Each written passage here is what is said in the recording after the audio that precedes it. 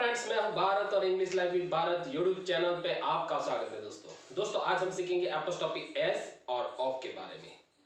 Apostrophe S preposition नहीं है, लेकिन ऑफ जब यूज करते हैं तो लोगों को कंफ्यूजन होता है कि ऑफ लगाए या एपोस्ट्रोफी एस लगाए।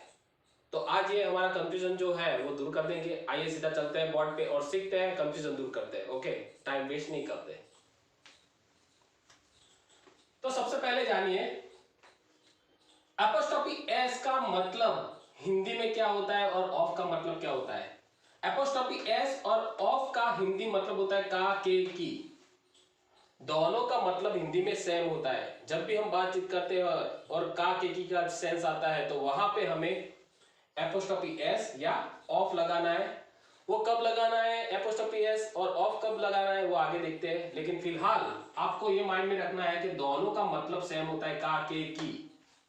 जब भी मालिकी दर्शानी हो, संबंध दर्शाना हो, कोई समय दर्शाना हो और कोई भी प्रकार के हमारा जो रिलेशनशिप है वो दर्शाना है, तब हम इसका यूज करते हैं का, के, की का, ऑफ या एपोस्ट्रोफी एस का। ओके, अब बात करते हैं इसका उपयोग। स्पेसिफिकली इसका उपयोग कब करते हैं वो जानते हैं। यहां पे देखिए। ओके फ्रेंड्स, तो एपोस्ट्रोफी एस और ओएफ ऑफ का उपयोग जानने के लिए और कंफ्यूजन दूर करने के लिए सबसे पहला मुख्य पॉइंट, मेन पॉइंट आपको यह समझना पड़ेगा। इसकी डेफिनेशन को आपको प्रॉपर्ली समझना पड़ेगा, तभी आपका कंफ्यूजन दूर होगा। ओके, तो फिलहाल आपको ध्यान से सुनना है और समझना है स्टेप बाय स्टेप, जो भी मैं समझाता हूं। ओके, कंफ्यूजन क्रिएट नहीं करना आपके माइंड के अंदर। आपको पता चल जाएगा कि एपोस्ट्रोफी एस और ओएफ ऑफ का उपयोग कब करते हैं। ओके, तो वीडियो में स्टार्टिंग से एंड तक देखते रहिए शांति से। ओके, और समझते रहिए। तो देखिए डेफिनेशन, एपोस्ट्रोफी एस और ओएफ ऑफ दोनों का उपयोग एक जैसा है। जब भी कोई चीज वस्तु की मालिकी दर्शानी है, किसी बात का कारण दर्शाना है, या कोई संबंध दर्शाना है या समय दर्शाना है, तो वहां पे एपोस्ट्रोफी एस और ओएफ ऑफ दोनों का उपयोग करते हैं हम। मगर उसमें मुख्य बात यह ध्यान में रखनी है कि जब भी कोई सजीव चीज वस्तु है या प्राणी है और वहां पे मालिकी दर्शानी है या संबंध दर्शाना है या कोई बात का कारण दर्शाना है, तो वहां पे हम एपोस्ट्रोफी एस और ओएफ ऑफ दोनों का उपयोग कर सकते हैं। मगर कोई निर्जीव चीज वस्तु है और उसकी मालिकी दर्शानी है, संबंध दर्शाना है या कारण दर्शाना है कोई बात का, तो वहां पे सिर्फ और सिर्फ ओएफ ऑफ का उपयोग होगा, एपोस्ट्रोफी एस उपयोग नहीं होगा।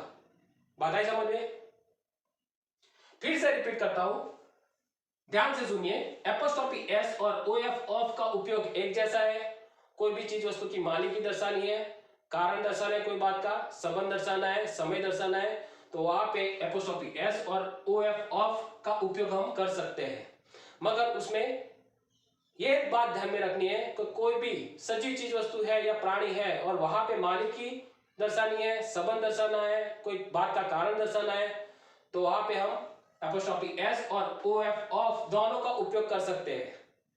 मगर निर्जीव चीज वस्तु है कोई और वहां पे मालिकी, कारण दर्शाना है या संबंध दर्शाना है, तो वहां पे सिर्फ और सिर्फ ऑफ का उपयोग करेंगे, एपोस्ट्रोफी एस का उपयोग नहीं करेंगे। ये बात आपको माइंड में रखनी है। ओके, फिट कर लेनी है डेफिनेशन। ओके, तो इन शॉर्ट हम बोल सकते हैं कि जब भी कोई लिविंग थिंग है यानी सजीव चीज वस्तु है, तो वहां पे हम एपोस्ट्रोफी एस और ओएफ ऑफ दोनों का उपयोग कर सकते हैं। और जहां पे निर्जीव चीज वस्तु है, नॉन लिविंग थिंग है, तो वहां पे सिर्फ और सिर्फ ऑफ का उपयोग करेंगे। ओके, ये बात आपको माइंड में फिट कर लेनी है। अब इसका एग्जाम्पल देखेंगे तो ज्यादा ख्याल आएगा। ओके, तो देखिए यहां पे एग्जांपल्स। ओके, तो सबसे पहले बात करते हैं एपोस्ट्रोफी एस के एग्जांपल्स की। तो यहां पे देखिए, पहला एग्जांपल मालिकी दर्शाने के लिए।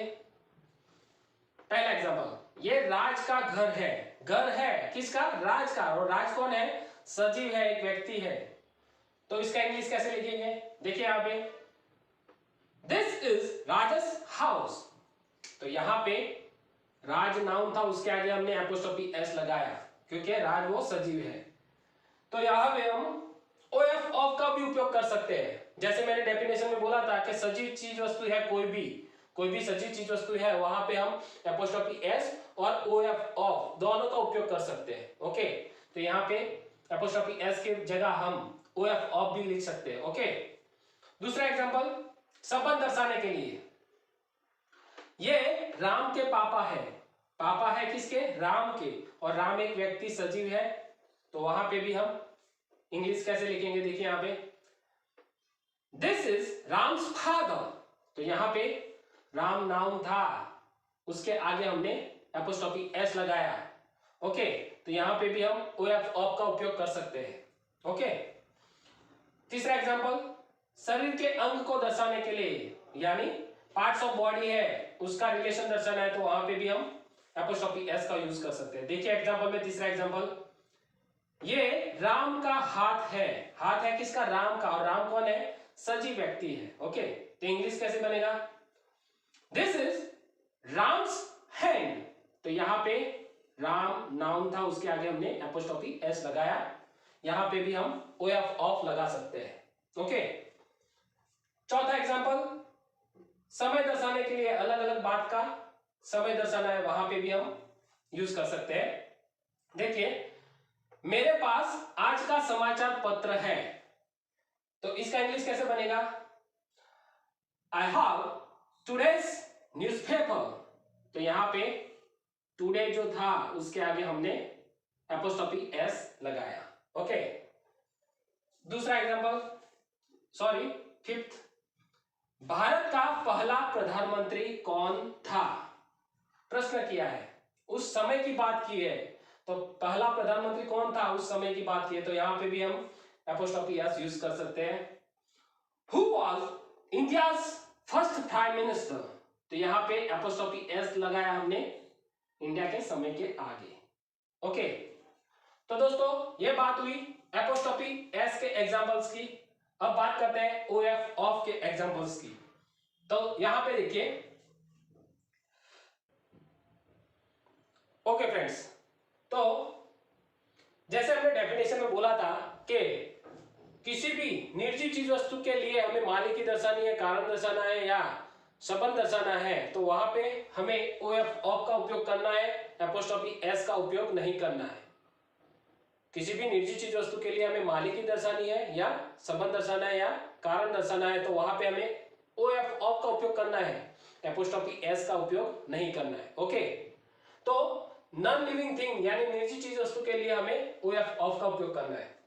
इसको हम एग्जांपल से समझते हैं तो ज्यादा ख्याल आएगा। यहां पे देखिए पहला एग्जांपल, पुस्तक के पन्ने, तो इसका English the pages of a book, तो यहां पे ओ एफ ऑफ का यूज किया क्योंकि बुक और पेजेस दोनों ही निर्जीव चीज वस्तु है, नॉन लिविंग थिंग है, इसलिए यहां पे हमें ओ एफ ऑफ का उपयोग किया। यहां पे एपोस्ट्रोफी एस हम नहीं लगा सकते। ओके, दूसरा एग्जांपल, बंदूक की गोली, तो इसका English a bullet of the gun, तो यहां पे ओ एफ ऑफ का यूज किया क्योंकि गन और बुलेट दोनों ही निर्जीव चीज वस्तु है, नॉन लिविंग थिंग है, तो यहां पे भी हम एपोस्ट्रोफी एस का उपयोग नहीं कर सकते। तीसरा एग्जांपल, टेबल के पांव या पैर, यानी टेबल का जो पांव होता है उसकी बात की है हमने, तो इसका इंग्लिश कैसे बनेगा? लेग्स ऑफ द टेबल, तो यहां पे भी हमने ऑफ का यूज किया क्योंकि टेबल और लेग्स दोनों ही निर्जीव चीज वस्तु है, नॉन लिविंग थिंग है, इसलिए यहां पे हमने ओ एफ ऑफ का यूज किया, यहां पे एपोस्ट्रोफी एस भी नहीं आएगा। ओके, ओके दोस्तों, तो ये बात हुई ओ एफ ऑफ और एपोस्ट्रोफी एस की। अब एक तीसरा महत्वपूर्ण पॉइंट आपको ध्यान में रखना पड़ेगा, वो ये है, यहां पे देखिए। ओके दोस्तों, तो यहां पे देखिए ये पॉइंट बहुत ही इंपॉर्टेंट है इस टॉपिक के अंदर, ये एक नियम है, एक रूल्स है, आपको ध्यान में रखना है एपोस्ट्रोफी यूज करने के लिए। ओके, तो यहां पे देखिए ये नियम क्या कहता है, ये पॉइंट क्या कहता है, कोई बहुवचन नाम है यानी प्लूरल नाउन है और उसके पीछे एस पहले से ही आता है, तो सिर्फ उस नाम के पीछे उसका चिन्ह एपोस्ट्रोफी एस लगाए। यानी कोई भी प्लूरल नाउन है यानी बहुवचन नाउन है और उसके पीछे एस आता है पहले से ही, तो फिर से आपको एपोस्ट्रोफी एस नहीं लगाना, वहां पे आपको सिर्फ एपोस्ट्रोफी एस का चिन्ह लगाना है। बात है समझ में?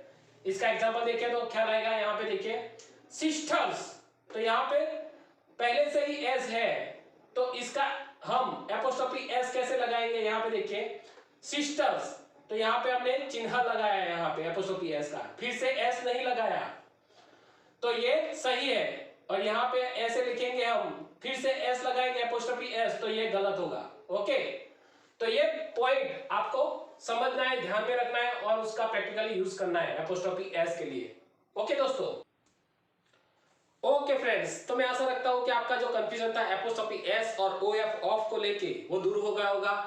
और दोस्तों आपको पता ना चले तो फिर से इस वीडियो को स्टार्टिंग से एंड तक शांति से देखिए और समझिए, पता चल जाएगा। ओके दोस्तों, एक दूसरी पोलाइटली रिक्वेस्ट है आपसे कि अगर आप इस चैनल पे नए हो तो इस चैनल का सब्सक्राइब बटन दबा दें और साथ में बेल आइकन भी दबा दें, ताकि हमारा हर एक वीडियो का नोटिफिकेशन आपके तक आता रहे और आप अच्छे से spoken English, easy English, professional English सीखते रहे। ओके दोस्तों, मिलते हैं अगले लेक्चर में, तब तक के लिए बेस्ट ऑफ लक।